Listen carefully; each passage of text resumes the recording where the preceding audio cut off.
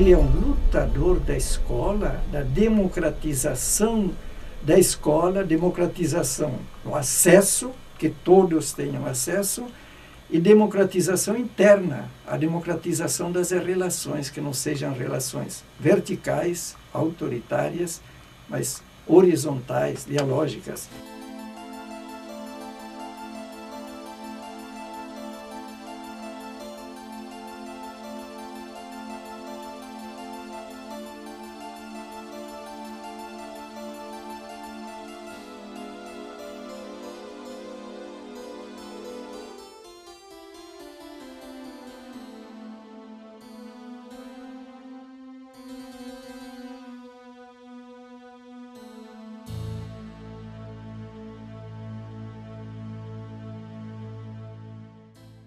A importância de Freire está em ele partir da nossa realidade, né, brasileira, latino-americana, e trabalhar a questão educacional, a questão social, a questão dos direitos humanos, a questão de um processo da libertação, partindo dessa realidade, indo aos referenciais teóricos como instrumentos de aprofundar essa reflexão para produzir um conhecimento inovador no sentido da transformação dessa realidade.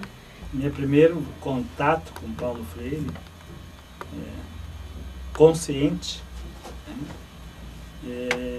seria na década de 80 já, quando atuava em grupos de jovens em Cachoeirinha, e nós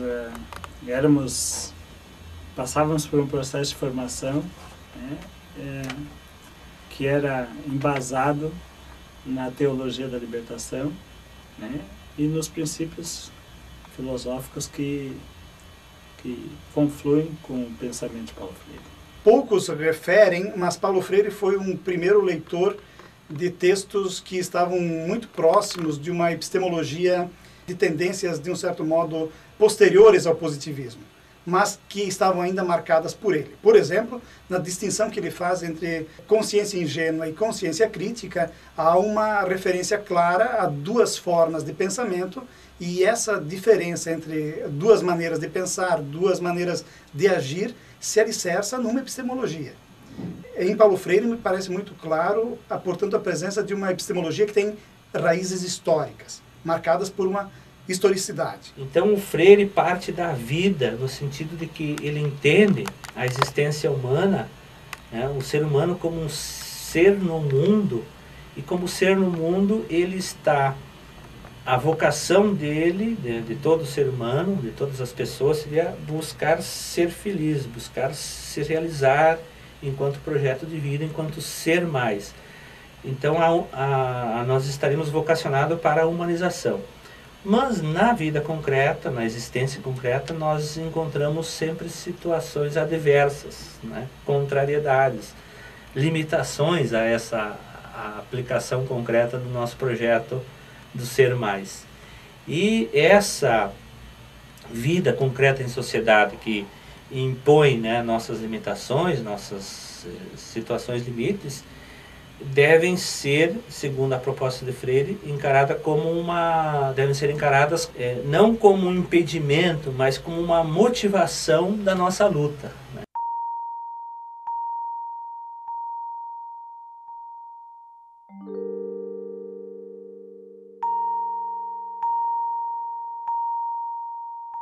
E as condições latino-americanas, especificamente as brasileiras, eu creio que não mudaram tanto para dizer que não preciso mais de uma pedagogia, de um pensamento freiriano. Muito pelo contrário, eu acho que ele tem muitíssimo a dizer e muitíssimo a se fazer inspirado por ele.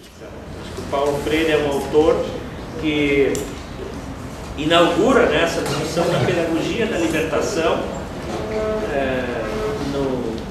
na realidade brasileira, né, no contexto da educação brasileira, já lá no início dos anos 60, e então vai construindo toda uma proposta de educação que seria um caminho para a libertação.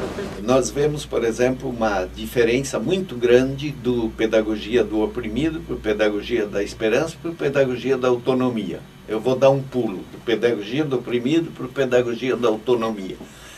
O que o Freire, que pulo é que ele deu ali, exatamente no sentido de responder a essa crítica? Ele praticamente operava que nem o Ivan Illich, uma sociedade sem escolas. Quer dizer, a educação se faz aí onde os problemas estão acontecendo, com as populações envolvidas, e a escola, com o seu reprodutivismo, não tem muito a dizer. Isso foi década de 70. No Pedagogia da Autonomia, ele é profundamente diferente. Ele está falando o tempo inteiro de relação professor-aluno, ele está falando, não diz explicitamente, mas está falando do que acontece em sala de aula.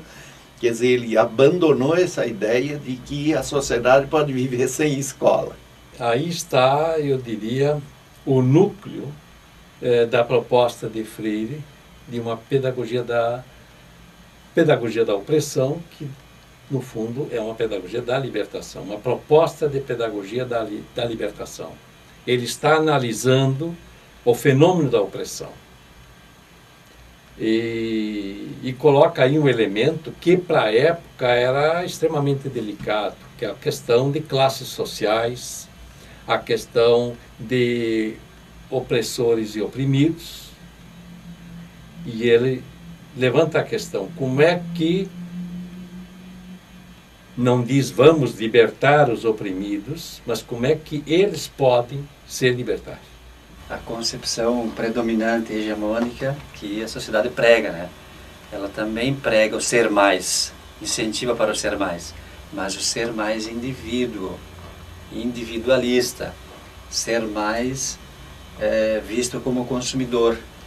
Freire diz que o ser mais é a construção da libertação.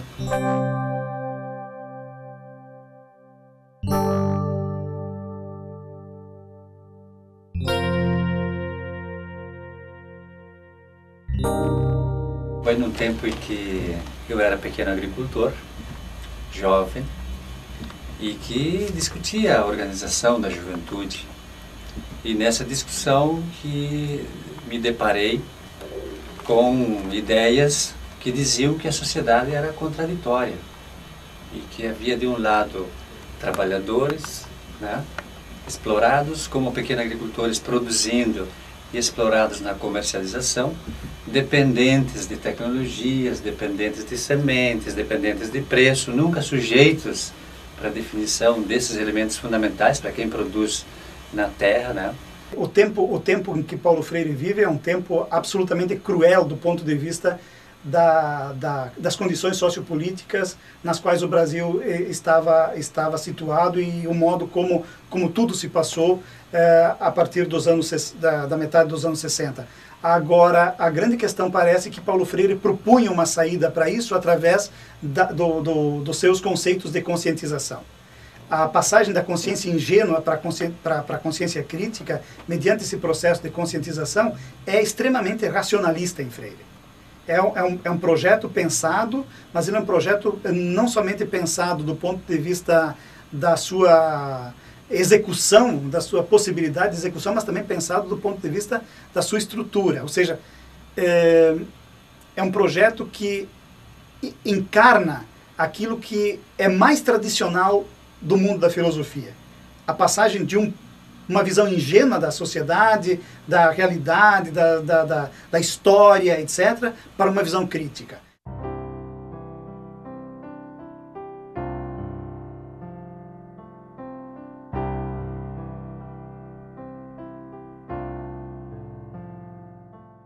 O pai dele morreu com 36 anos, a família dele curtiu a fome, a mãe dele teve que pegar um dia o menino e para de Jaboatão, onde eles se tinham transferido, porque foram para a pobreza e para a fome.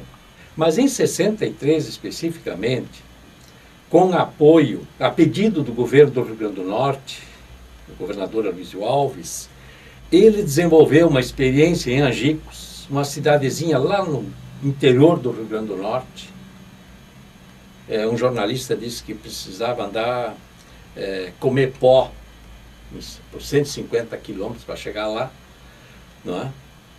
E ele desenvolveu uma experiência de alfabetização de adultos, com o apoio da Unesco, embora ele tenha condicionado, apoio da Unesco, inclusive da Aliança para o Progresso e tal, mas ele tenha condicionado, mas eu vou fazer do jeito que eu entender.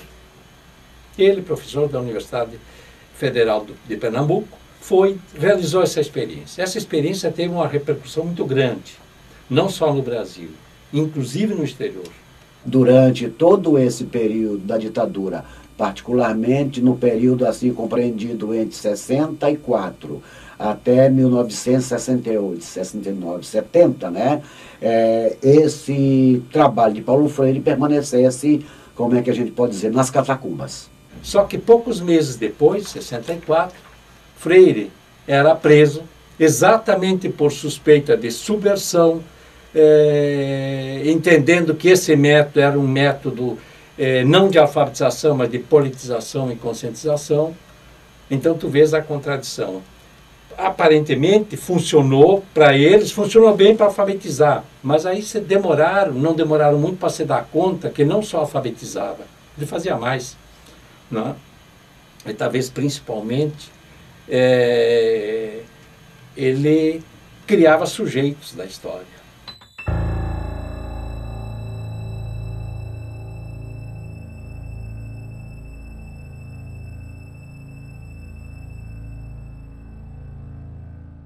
O ponto de partida mais radical da proposta freiriana é de que ele já coloca na epígrafe da Pedagogia do Oprimido que os que mais estão sofrendo os processos de desumanização, de opressão, é ali que é urgente, né, a reflexão crítica e o encaminhamento de ações que buscam reverter esse processo de opressão. Então a Pedagogia do Oprimido tem como opção preferencial os que estão sendo mais vitimados pela lógica da opressão. Fala do tenente novo que disse: professor, o senhor está aí, nós estamos recebendo uma quantidade grande de recrutas agora e muitos deles são analfabetos. Por que o senhor não aproveita a sua passagem por aqui e alfabetiza esses recrutas? Aí ele respondeu, disse: mas isso não é possível, porque eu estou preso exatamente por isso. Se você for propor aos seus superiores que Paulo Freire alfabetize os recrutas, você vai preso também.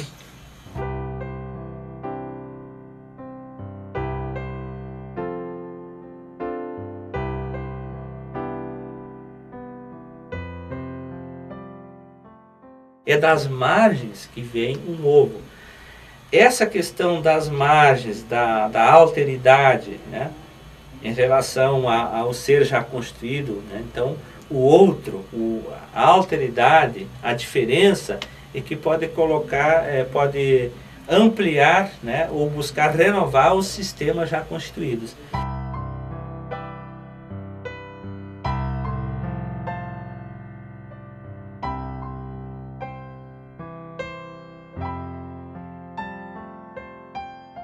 Tive contato assim, com a obra do Paulo Freire também nos anos 80, né, através da militância no movimento estudantil. Né. Eu estudava também numa escola de padre, né, em Bagé, na fronteira.